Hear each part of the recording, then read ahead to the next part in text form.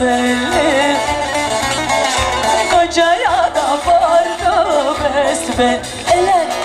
Amanın imanım, şal var mal varlığım, yarı kızın Allah'ına yalvarım.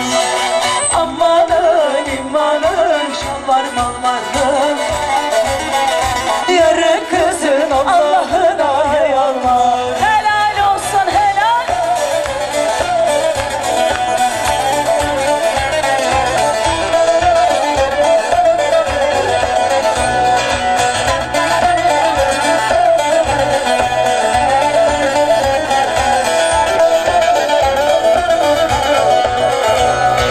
Kesip başım kestane, imanım gölgesi düştü üstüme, gölgesi düştü üstüme.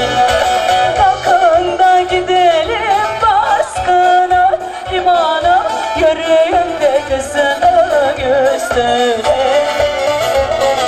yüreğimde kızını göstere. Allah'ın imanın, şal var mal varlığım, yürü kızın Allah'ına yalvarım. Allah'ın imanın, şal var mal varlığım,